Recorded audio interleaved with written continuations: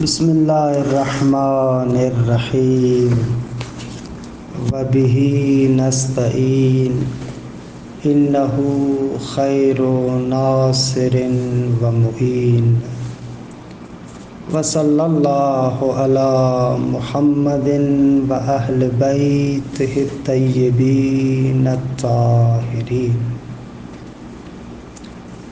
بسم اللہ الرحمن الرحیم وقلنا یا آدم اسکن انت وزوجک الجنہ وکلا منہا رغدا حیث شئتما ولا تقربا هذه الشجرہ فتکونا من الظالمین۔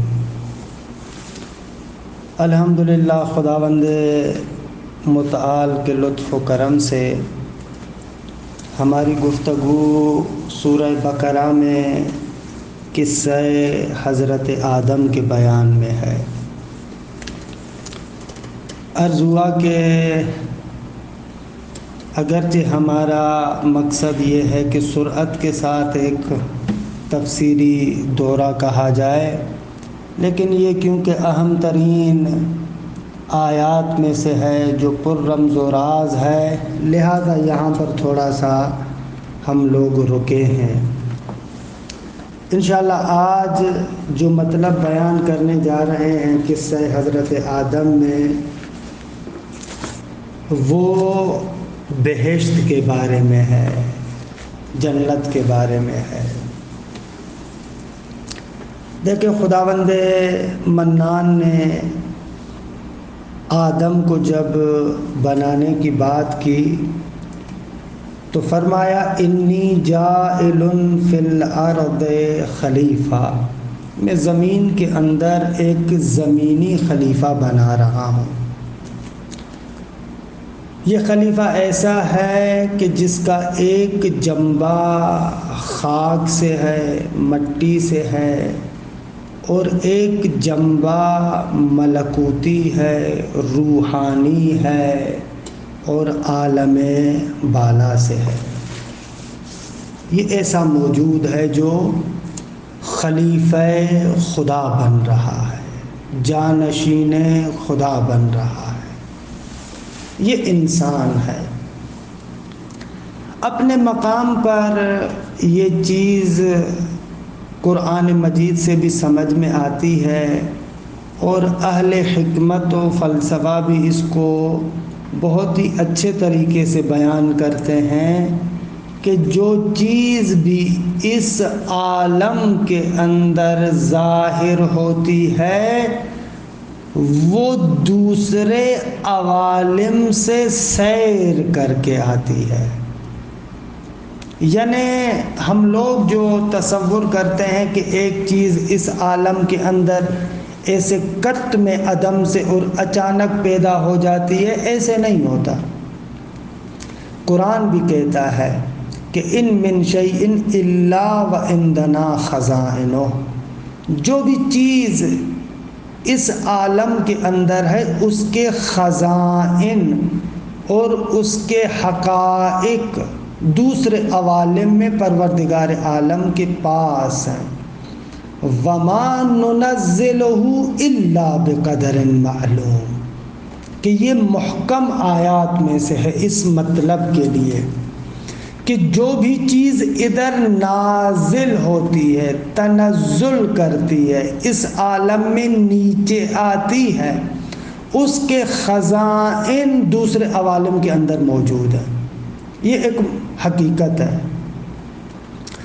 اب عوالم میں سے انزل عوالم اسفل السافلین، یہ عالم مادہ ہے۔ اس عالم مادہ کے اندر جو بھی چیز آئے گی اس کے حقائق دوسرے عوالم کے اندر موجود ہیں۔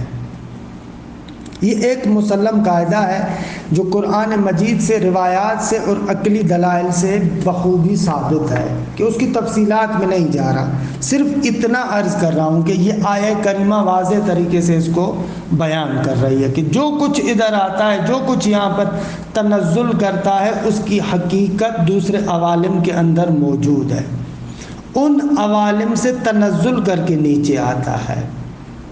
جو کچھ یہاں پر ہے اس کی حقیقت دوسرے عوالم میں، اس کا سر، راز، حقیقت دوسرے عوالم کے اندر موجود ہے۔ اچھا، جو بھی شے یہاں پر نازل ہو رہی ہے وہ ان عوالم کو طے کر کے آ رہی ہے۔ تو یہاں پر زمین کے اندر خداوند متعال نے ایک خلیفہ بنانا ہے، ایک جانشین بنانا ہے، لیکن ظاہر سی بات ہے کہ یہ جو زمین پر حبوط کرے گا، زمین پر تنزل کرے گا، اس حبوط اور تنزل سے پہلے مختلف عوالم کو وہ طے کرتا ہوا آئے گا۔ ان عوالم کو طے کرنے کے بعد اس عالم مادہ اور اس عالم خرابات اور اس عالم دنیا کے اندر آئے گا۔ تو عیناً یہی بات خود آدم کے لیے بھی ہے، تمام انسانوں کے لیے بھی ایسے ہی ہے۔ جو اس عالم کے اندر تنزل کر کے آتے ہیں ان کو مختلف مراحل سے گزرنا ہے۔ اچھا، مختلف عوالم بھی بہت سارے عوالم ہیں کہ ان عوالم میں سے جو عالم مادہ سے بالاتر ہے اور عالم جبروت سے نیچے ہے، اس عالم کو کہتے ہیں عالم ملکوت، یا فلسفی زبان میں عالم مثال، یا شرعی زبان میں عالم برزخ کہتے ہیں۔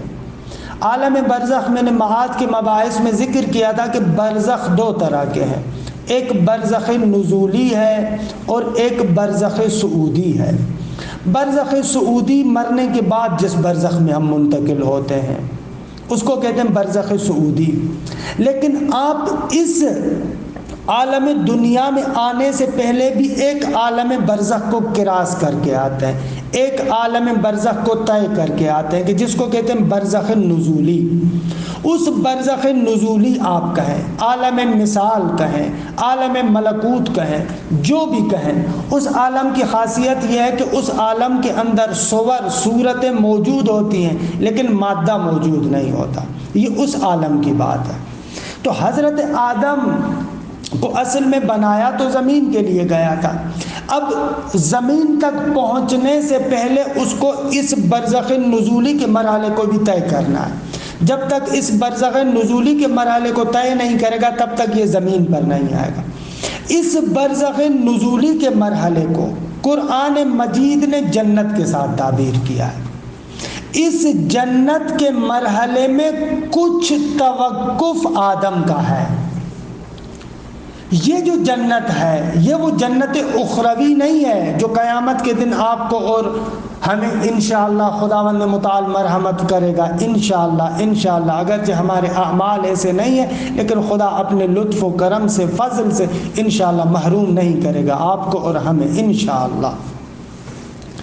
تو اب حضرت آدم اس زمین پر آنے سے پہلے اس برزخ والی، برزخ نزولی یا مثالی، یا آپ ایک ایسی جنت کہیں جو اخروی جنت کے علاوہ ہے، یہ آخرت والی جنت نہیں تھی، کیونکہ آخرت والی جنت کی خاصیت یہ ہے کہ جو اس جنت میں داخل ہوگا وما ہم بخارجین، اس سے پھر وہ نکلے گا نہیں، ہمیشہ اس میں رہے گا۔ حالانکہ آدم اس جنت سے، جس جنت میں حضرت آدم کو رکھا گیا تھا اس جنت سے تو حضرت آدم نکالے گئے تھے، تو لہذا یہ وہ اخروی جنت نہیں ہے۔ اور اسی طریقے سے اخروی جنت جو بہشت، اخروی بہشت ہے، اس کی خاصیت یہ ہے کہ وہاں پر کوئی چیز آپ کے لیے منع نہیں ہوگی، جو کچھ آپ کا دل چاہے وہ وہاں پر آمادہ ہوگا، جو آپ چاہیں گے وہ چیز آپ کے لیے آمادہ ہو جائے گی۔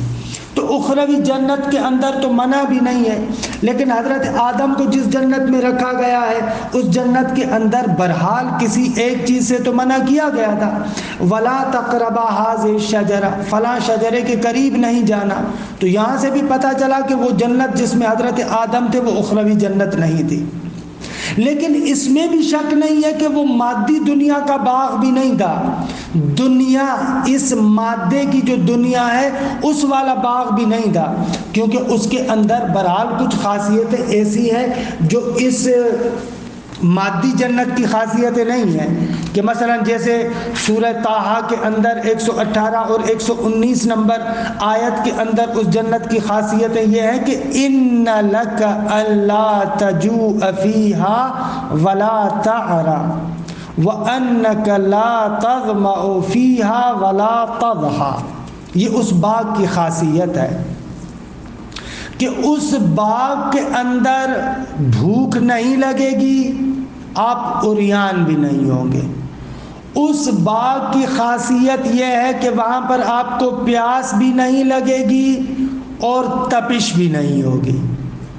تو یہ دیکھیں، یہ ایسی دو تین خاصیتیں ہیں جو اس دنیاوی باغ کے ساتھ سازگار نہیں ہیں، کیونکہ بالآخر دنیا کے اندر کوئی باغ کتنا بھی بڑا باغ ہو، اس باغ کے اندر آپ جائیں، بے شک آپ کے پاس وافر مقدار میں نعمتیں ہوں، لیکن بہرحال کچھ سختیاں انسان کے لیے درونی ہوتی ہیں، کچھ سختیاں بیرونی ہوتی ہیں۔ درونی سختی یہ ہے کہ دنیا کی خاصیت یہ ہے کہ آپ کو بھوک بھی لگتی ہے، آپ کو پیاس بھی لگتی ہے، بالآخر اس دنیا کے اندر سورج بھی ہے، لہٰذا اس کی تمازت بھی ہے، اس کی حرارت بھی ہے، اس کی گرمی بھی ہے، اور اس دنیا کے اندر بالآخر انسان عریانی بھی انسان کے لیے ایک مسئلہ ہے۔ تو یہ مصیبتیں ہیں، بلکہ اصلاً دنیاوی جو کھانے والی نعمتیں ہیں ان کا مزہ ہی ان سختیوں کے بعد آتا ہے۔ انسان کو کسی بھی لذیذ غذا سے مزہ تبھی آئے گا جب انسان پہلے بھوکا ہو۔ انسان کو جب تک بھوک نہ لگے تب تک کھانے کا مزہ نہیں آئے گا۔ انسان کتنا بھی بہترین مشروب پیے، لیکن اس مشروب کا مزہ تبھی انسان کو آئے گا جب پیاس ہو۔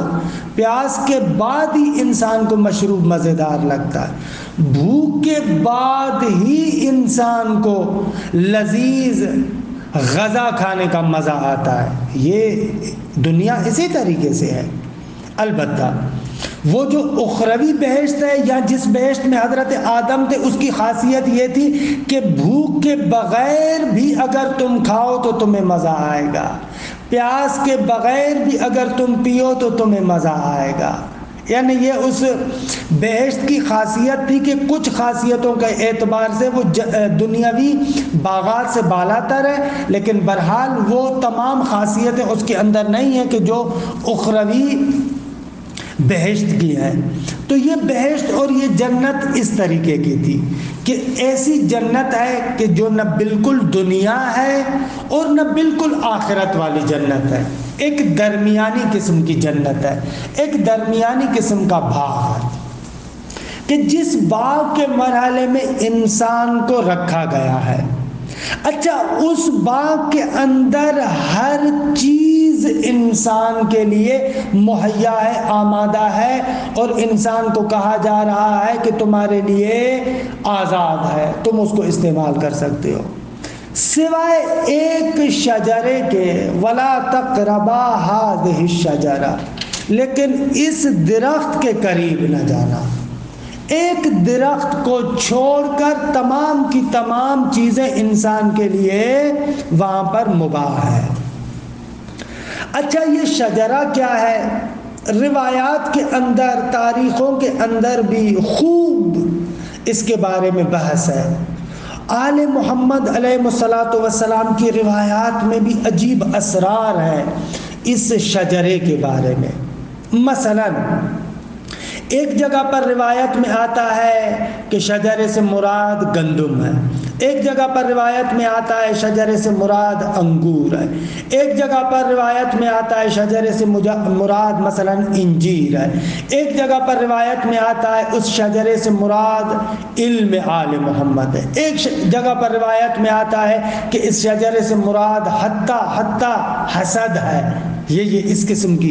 تو یہ جو اتنی مختلف روایات ہیں، ان کو جمع کرنا واقعاً بہت ہی سنگین کام ہے، لیکن اہل معرفت جو اس قصے پر اور اس قصے کے حقیقی رمز و راز پر توجہ کرتے ہیں، وہ بہت اچھے طریقے سے بیان کرتے ہیں کہ بابا بیان ہوا نا کہ جو آدم بنا ہے، جو انسان بنا ہے، اس کے اندر دو جنبے ہیں، ایک زمینی جنبہ ہے، مادی جنبہ ہے، بدن کا جنبہ ہے، کہ اس زمینی جنبے کی خاصیت غفلت ہے۔ توجہ کیجئے گا، یہ جو زمینی جنبہ ہے نا، یہ جو مادی جنبہ ہے نا، اس مادی جنبے کی خاصیت یہ ہے کہ یہ غفلت کے ساتھ سازگار ہے۔ عالم مادہ عالم کثرات ہے، اور اتنی کثرات ہیں کہ جو کثرات انسان کو وحدت سے اور خدا سے غافل کر دیتی ہیں۔ یہ عالم مادہ کا لازمہ ہے۔ جو بھی اس مادی جنبے کی طرف زیادہ متوجہ ہوگا، یہ جنبہ انسان کو غافل بنا دے گا۔ یہ جنبہ ایسا ہے کہ انسان کے وجود کے اندر غفلت آ جائے گی۔ جیسے ہی انسان کے وجود کے اندر غفلت آئے گی، انسان خدا کو بھلا دے گا، خدا سے غافل ہوگا، خدا سے دور ہوگا۔ جیسے انسان کے اندر خدا سے دوری، خدا سے غفلت، جیسے یہ چیزیں طاری ہوتی ہیں، مصیبتوں کی جڑ بھی یہی چیز ہے، مشکلات کی جڑ بھی یہی چیز ہے۔ یہی وہ جڑ ہے، یہی وہ بنیاد ہے جو انسان کو تمام مشکلات میں مبتلا کرتی ہے۔ اور انسان کے اندر بھی جو ہم نفس امارہ کہتے ہیں، اس نفس امارہ کی بنا بھی یہی ہے کہ جب وہ روح الہی انسان کے اس بدن کے ساتھ تعلق پیدا کرتا ہے، تو اس بدنی تعلق کی وجہ سے نفس امارہ وجود میں آتا ہے۔ نفس امارہ یعنی جو انسان کو مسلسل اس بدن کی جہت کی طرف کھینچتا رہتا ہے، جو مسلسل انسان کو غفلت کی طرف لے کر آتا ہے۔ یہ والا جو جنبہ ہے انسان کا، اس کو نفس امارہ کہتے ہیں۔ نفس امارہ یعنی یہ بدنی جنبہ ہے۔ جب انسان کا روح اور انسان کا نفس اس بدن کے ساتھ تعلق پیدا کرتا ہے، تو اس تعلق کی وجہ سے انسان کا ایک تمایل، ایک کشش، ایک میلان اس مادے کی طرف، اس دنیا کی طرف، اس بدن کی طرف جاتا ہے کہ جس کو قرآن کی زبان میں نفس امارہ کہا گیا ہے۔ نفس امارہ اسے ہی کہتے ہیں۔ اچھا، میں نے قاعدہ ذکر کیا نا قرآن کے، جو کچھ یہاں پر ہے وہ عالم بالا کے اندر موجود ہے، تمام عوالم میں موجود ہے، لیکن ان عوالم کی خاصیت کے اعتبار سے موجود ہوگا۔ تو یہ جو عالم دنیا ہے، اس عالم دنیا کو اگر آپ اوپر لے کر جائیں عالم ملکوت کے اندر، کیونکہ بالآخر قرآن کہتا ہے کہ ان من شیء الا وعندنا خزائنہ وما ننزلہ الا بقدر معلوم۔ کوئی بھی چیز دنیا میں نہیں ہے کہ جس کو ہم نے نازل کیا ہو اس سے پہلے کہ اس کے خزائن، اس کی حقیقت، اس کی اصل عوالم بالا کے اندر موجود ہے۔ تو اب یہ جو دنیا ہے، یہ جو نازل ہوئی ہے، یہ جو عالم مادہ تنزل یافتہ وجود ہے، اس عالم مادہ کی بھی اصل دوسرے عوالم کے اندر موجود ہے۔ دوسرے عوالم میں سے ایک عالم وہی عالم مثال نزولی ہے کہ جس کو عالم ملکوت بھی کہتے ہیں۔ اچھا، اس عالم ملکوت کے اندر اس کی اصل اور حقیقت اس شجر کی صورت میں ہے۔ دقت کیجئے گا کہ کیا عرض کر رہا ہوں۔ یہ جو خداوند متعال فرما رہا ہے وَلَا تَقْرَبَا هَٰذِهِ الشَّجَرَةَ، وہ اس ملکوتی باغ کے اندر جو درخت تھا، وہ درخت در حقیقت اس عالم دنیا کی حقیقت ہے۔ اسی عالم دنیا کی حقیقت وہاں پر وہ شجر منہیہ ہے، جس شجرے سے، جس درخت سے آدم کو روکا جا رہا ہے۔ آدم کو کس درخت سے روکا جا رہا ہے؟ آدم کو اس درخت سے روکا جا رہا ہے جو حقیقت ہے اس دنیا کی، اس عالم مادہ کی حقیقت، وہ شجر منہیہ ہے۔ اچھا، روکنا بھی کیا تھا؟ کوئی امر اور نہیں مولوی ہے کہ میں نے اپنے دوسرے دروس میں ان کی وضاحت کی ہے، لہذا اس کی وضاحت یہاں پر نہیں کر رہا۔ نہ، وہاں پر بھی ہم کہتے ہیں کہ امر ارشادی ہے۔ یعنی کیا؟ یعنی یہ کہ خداوند متعال فرماتا ہے اے آدم، اگر تم اس جنت ملکوتی کا مزہ لینا چاہتے ہو، اسی میں باقی رہنا چاہتے ہو، اسی میں ہمیشہ رہنا چاہتے ہو، تو دیکھو اس شجرہ منہیہ کے قریب نہ جانا، یعنی درخت منہیہ کے قریب نہ جانا، یعنی وہ کہ جو اس عالم دنیا کی حقیقت ہے۔ اگر تم اس عالم دنیا کی حقیقت کے قریب گئے تو پھر تم اس عالم ملکوت میں نہیں رہ سکتے، اس بہشت برزخی اور مثالی کے اندر نہیں رہ سکتے۔ یہ اصول ہے، یہ اس کو بتایا جا رہا ہے۔ اس کے قریب جانا یعنی دنیاوی ہو جانا۔ اچھا، جیسے ہی تم دنیاوی بن جاؤ گے تو پھر یہاں پر نہیں رہو گے۔ اچھا، اگر تم دنیاوی بنے تو دنیاوی بننے کے بہرحال اپنی جگہ پر مسائل بھی ہیں، سختیاں بھی ہیں۔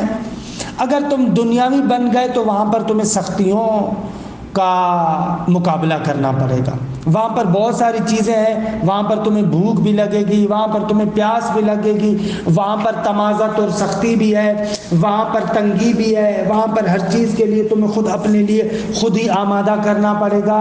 یہ ساری چیزیں کہ جن کو قرآن مجید نے ظلم کے ساتھ تعبیر کیا ہے۔ سورہ بقرہ کے اندر ایسے کہا ہے خداوند متعال نے، یا آدم اسکن انت وزوجک الجنہ، اے آدم تم اور تمہاری جو ہمسر ہے جنت میں سکون اختیار کرو، وکلا منہا رغدا، جتنا چاہو اس جنت سے کھا سکتے ہو، حیث شئتما، جہاں سے چاہو وہاں سے کھا سکتے ہو، لیکن ولا تقربا ھذہ الشجرہ، لیکن اس شجرے کے قریب نہ جانا، فتکونا من الظالمین، اگر اس شجرے کے قریب گئے تو تم اپنے اوپر ستم کرنے والوں میں سے ہو جاؤ گے۔ ظالمین سے مراد وہ گناہ کرنے والا ظلم نہیں ہے، بلکہ اسی کو میں نے اپنے دوسرے درسوں میں جو عرض کیا تھا کہ سورہ طٰہٰ میں خداوند متعال نے اسی ظالمین کی وہاں پر جو تفسیر بیان کی ہے وہ مشقت کے ساتھ بیان کیا ہے۔ دیکھیں 117 نمبر آیت جو سورہ طٰہٰ کی ہے، وہاں پر یہ ہے نا، فَقُلْنَا يَا آدَمُ إِنَّ هَذَا عَدُوٌّ لَكَ وَلِزَوْجِكَ، اے آدم یہ ابلیس تیرا اور تمہارے ہمسر کا دشمن ہے، فَلَا يُخْرِجَنَّكُمَا، اس جنت سے تمہیں نہ نکالے۔ اگر تم دونوں کو اس نے جنت سے نکال دیا، سورہ بقرہ میں کہہ رہا ہے کہ ظالم بن جاؤ گے، سورہ طٰہٰ کے اندر تفسیر بیان کر کے کہا فَتَشْقَىٰ، اگر جنت سے نکلو گے تو مشقت میں پڑو گے، سختی میں پڑو گے۔ اچھا، وہ سختی کیا ہے؟ اس لیے کہ تم جو اس وقت اس جنت کے اندر ہو، ان لک الا تجوع فیہا ولا تعرا، تم یہاں پر ہو، تمہیں بھوک نہیں لگتی، تم عریان نہیں ہوتے، وانک لا تظمأ فیہا ولا تضحى، یہاں پر تمہیں پیاس نہیں لگتی، تمہیں تمازت اور حرارت کا مقابلہ نہیں کرنا پڑ رہا، سامنا نہیں کرنا پڑ رہا۔ لیکن جیسے ہی تم دنیاوی اس شجرے کے قریب گئے تو پھر تم اپنے اوپر مشقت کرنے والوں میں سے ہو جاؤ گے۔ اچھا، اسی لیے روایت کے اندر جو آیا ہے، امام رضا علیہ السلام سے روایت ہے، کسی نے کہا کہ مولا یہ کیسا درخت تھا؟ آیا گندم کا درخت تھا، آیا انگور کا درخت تھا، آیا انجیر کا درخت تھا؟ امام علیہ السلام نے فرمایا کہ یہ جتنی باتیں ہیں، انگور بعض میں کہا گیا ہے، بعض میں انجیر کہا گیا ہے، بعض میں گندم کہا گیا ہے، یہ ساری کی ساری باتیں درست ہیں۔ کیسے؟ اس لیے کہ وہ جو اس عالم کے شجر میں، اس عالم کی بہشت کے اندر جو شجر تھا، اس کے اندر ہر طرح کا میوہ موجود ہوتا ہے، یعنی دنیا کی ساری کثرات، دنیا کی جتنی بھی کثرتیں ہیں، وہ ساری کی ساری اس ایک شجر کے اندر جامعیت کے ساتھ موجود ہیں۔ یہ عزیز من ایسے ہے، فلسفی قوانین سے بھی ثابت ہوتا ہے اور روایات اور آیات سے بھی ثابت ہوتا ہے کہ جو چیز اس عالم سے اوپر ہوتی جائے گی اس کے اندر بساطت کا عنصر زیادہ آتا جاتا ہے، اس کے اندر جامعیت زیادہ آتی جاتی ہے۔ لیکن یہ عالم دنیا ایسا ہے، عالم کثرات ہے کہ یہاں پر پھیلاؤ زیادہ ہے، لیکن جنت کے اندر جیسے آپ جائیں گے، دوسرے عوالم میں جائیں گے، وہاں پر جامعیت بہت زیادہ ہے۔ کہتے ہیں کہ جو آخرت میں انسان جنتی میوہ کھائے گا، اسی ایک میوے سے ہر طرح کی لذت ہوگی، انسان کھائے گا، کھانے کی لذت بھی اس میں ہوگی، اس میں سونگھنے کی لذت بھی ہوگی، سننے کی لذت بھی ہوگی، دیکھنے کی لذت بھی ہوگی، حتیٰ جنسی لذت بھی ہوگی، ہر طرح کی لذت اسی ایک میوے کے ذریعے سے ہوگی۔ خود یہ کیسے ہو سکتا ہے؟ اس دنیا کے اندر اگر ہم کھانے کا مزہ لینا چاہتے ہیں تو کسی پھل فروٹ کو کھاتے ہیں، اگر سننے کا مزہ لینا چاہتے ہیں تو کسی نغمے کو دیکھتے سنتے ہیں، اگر سونگھنے کا مزہ لینا چاہتے ہیں تو کسی خوشبو کو سونگھتے ہیں، اگر چھونے کا مزہ چاہتے ہیں تو پھر کوئی نرم و ملائم چیز ہوتی ہے جس کو چھوتے ہیں۔ یہاں پر ایسے ہیں، چیزیں مختلف ہیں، ہر مختلف چیز سے مختلف قوتوں کے ذریعے سے ہم مزہ لیتے ہیں، مختلف قوتوں کے لیے مختلف چیزیں ہوتی ہیں جن سے آپ مزہ لیتے ہیں۔ لیکن آخرت اور جنت کی خاصیت یہ ہے کہ اسی ایک چیز کے ذریعے سے تمام کے تمام مزوں کو آپ لے سکتے ہیں، تمام لذتوں کو لے سکتے ہیں۔ کیوں؟ اس لیے کہ اس عالم کے اندر جامعیت ہے، اس لیے کہ اس عالم کے اندر یہ بساطت ہے کہ ایک ہی چیز کے اندر ساری چیزیں آ جاتی ہیں۔ تو وہ بھی جو شجر منہی عنہا ہے وہ دنیا ہے، جب اس کو سمیٹ کر وہاں پر اس شجر منہیہ کی صورت میں لایا گیا تو امام رضا کے بقول اس ایک شجرے کے اندر ہر چیز موجود ہے، اس ایک شجرے کے اندر ہر چیز موجود ہے۔ اچھا، خداوند متعال نے جو آدم کو منع کیا، کیوں منع کیا؟ اس لیے کہ وہ جنبہ مادی جنبہ ہے، وہ جنبہ دنیاوی جنبہ ہے۔ اگر اس دنیاوی جنبے کی طرف آدم متوجہ ہوگا تو ظاہر سی بات ہے کہ وہاں سے غفلت ہو جائے گی۔ یہ انسان کا ایک بہت بڑا مسئلہ ہے۔ انسان کا مسئلہ یہ ہے کہ انسان کے اندر دونوں جنبے ہیں، روحانی جنبہ بھی ہے اور یہ دنیاوی جنبہ بھی ہے۔ اگر اس دنیاوی جنبے کی طرف متوجہ ہوگا تو ادھر سے غافل ہو جائے گا، ادھر سے غفلت ہو جائے گی، اور اگر ادھر متوجہ ہے تو یہاں سے بسا اوقات کیا ہو جاتی ہے؟ غفلت ہو جاتی ہے۔ ان دونوں کو جمع کرنا ہر انسان کی بس کی بات نہیں ہے۔ تو یہی حضرت آدم کو کہا جا رہا ہے کہ اگر تم اس شجرے کے قریب گئے، اگر تم اس شجرے منہی عنہ کے قریب جاؤ گے تو ادھر سے غافل ہو جاؤ گے، غافل ہو جاؤ گے تو تم اپنے دنیاوی جنبے کی طرف متوجہ ہو جاؤ گے۔ ابھی تک جو اس اوپر والے عوالم سے آ رہا تھا تو حضرت آدم ابھی تک یا جناب حوا اپنے اس مادی جنبے کی طرف، بدن کی طرف متوجہ نہیں تھے، لیکن جیسے ہی اس شجر کے قریب گئے تو اپنے بدن کی طرف متوجہ ہوئے، کہ قرآن نے اس کو بیان کیا کہ بدن کی اوریانی، سوآت، زشتی ان کے لیے روشن ہو گئی۔ یہ قرآن مجید نے جہاں پر بھی جنت کا تذکرہ کیا ہے اور اس شجر منہی عنہ کا جہاں پر بھی تذکرہ ہے قرآن مجید میں، وہاں پر اس مطلب کو اس کے ساتھ جوڑا گیا ہے کہ جیسے ہی آدم و حوا نے اس شجرے سے کھایا تو ان کی سوآت، ان کی زشتی، ان کی اوریانی ان کے لیے روشن ہو گئی۔ یعنی کیا؟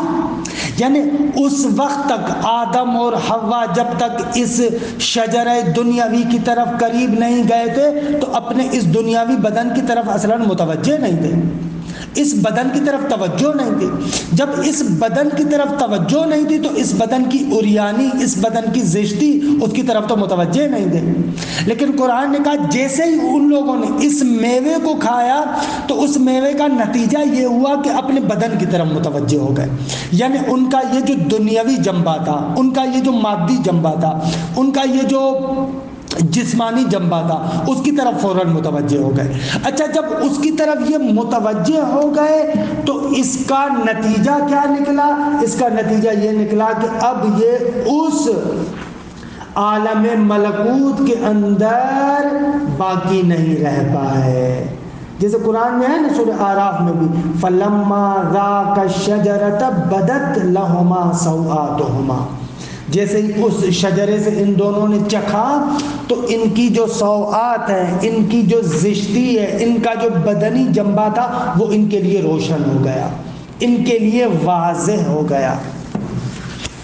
تو یہ اس بدن دنیاوی کی خاصیت ہے۔ یہ شجر منیہ کی تھوڑی سی تفسیر جو روایات سے سمجھ میں بھی آتی ہے۔ اچھا، ایک نقطہ صرف یہاں پر ذکر کروں، یہ کیا مراد ہے جو بعض روایات میں ہے کہ حضرت آدم نے خواہش ظاہر کی کہ اہل بیت اطہار کی منزلت اس کے پاس ہو؟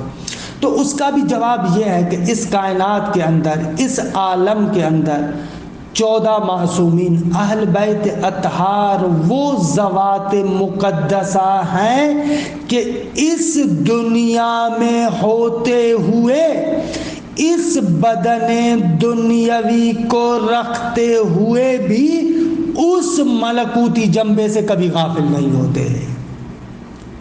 یہ جامعیت فقط 14 معصومین کے لیے ہے، رسول اللہ صلی اللہ علیہ وآلہ وسلم اور اہل بیت اطہار کا مقام ہے کہ اگر اس دنیا کے اندر بھی ہوں گے تو ذرہ برابر اس طرف کی جو توجہ ہے اس میں کمی نہیں آئے گی۔ یہ وہ مقام تھا جس مقام کی آدم خواہش کر رہے تھے کہ قرآن کہتا ہے فَلَمْ نَجِدْ لَهُ عَزْمًا۔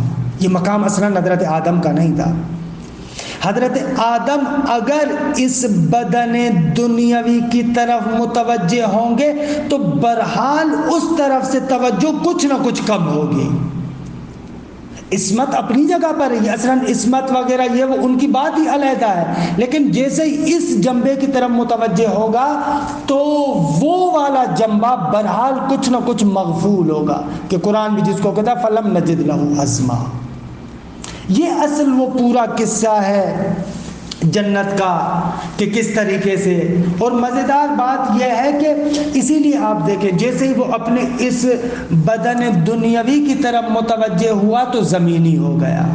اچھا جب زمینی ہو گیا تو اس کا طریقہ کار یہ ہے کہ اب اس کو توجہ کرنی چاہیے خدا کی جانب، کہ جس کو توبہ کے ساتھ تعبیر کیا گیا ہے۔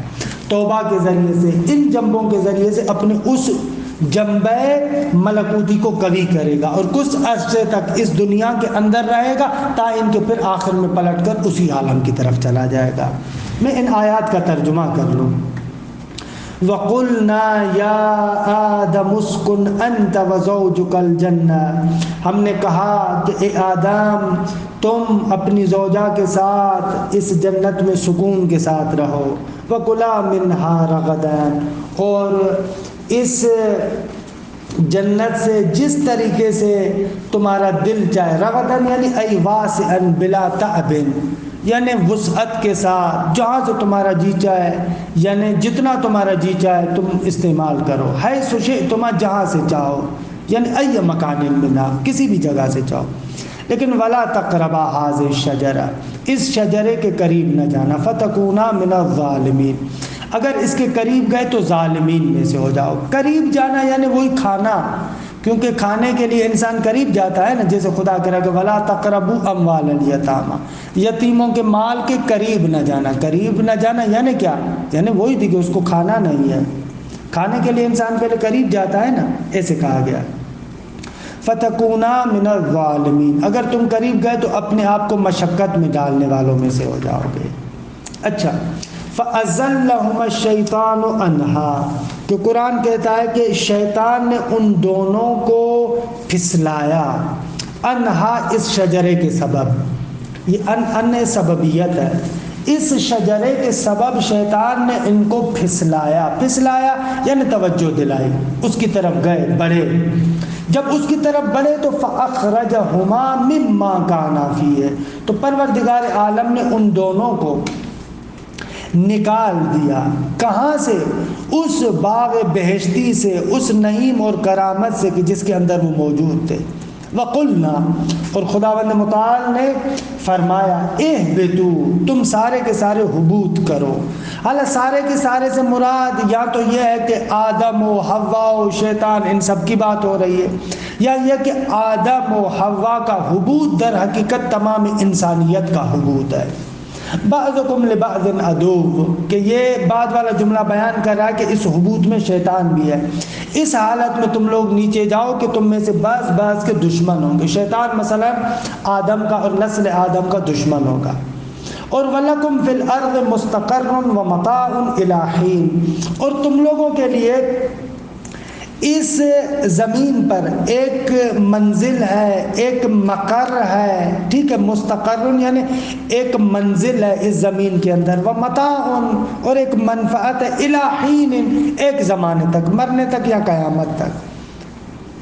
اچھا، ادھر سے حضرت آدم جو وہاں اس جنبے کی طرف متوجہ ہو کر نیچے آ گئے تو کیا ہوا؟ ظاہر سی بات ہے کہ پشیمانی ہوئی، توبہ کیا۔ جب پشیمانی ہوئی، توبہ ہوئی تو خداوند متعال نے اس کی پشیمانی کو اور توبہ کو قبول کیا۔ فَتَلَقَّىٰ آدَمُ مِن رَّبِّهِ كَلِمَاتٍ، حضرت آدم نے پروردگار عالم سے کچھ کلمات کی تعلیم پائی. یہ روایات آل محمد میں ہے کہ یہ توسل کیا اس نے محمد و آل محمد علیہ الصلوۃ والسلام سے. یا بعض روایات میں ہے کہ یہ کلمات وہی ہیں ربنا ظلمنا انفسنا فتاب علیہ، اور خدا نے اس کو بخش دیا، اس کی توبہ کو قبول کیا. تاب علیہ یعنی قبل توبتہ، اس کی توبہ کو قبول کیا. انہ هو التواب الرحیم، کیوں؟ اس لیے کہ خدا توبہ کو قبول کرنے والا، بہت زیادہ توبہ کو قبول کرنے والا. تواب صیغہ مبالغہ کا صیغہ، الرحیم اور رحم کرنے والا ہے.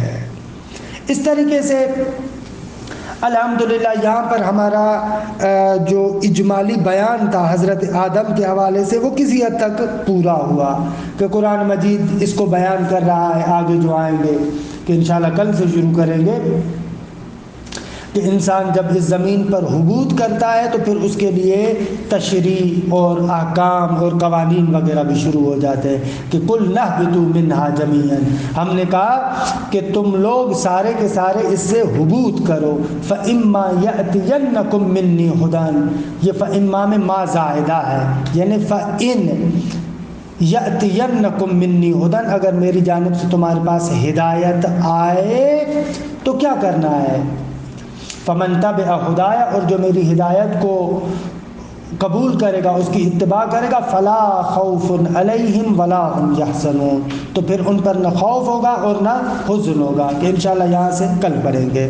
وصلی اللہ علی محمد و اہل بیتہ الطیبین الطاہرین.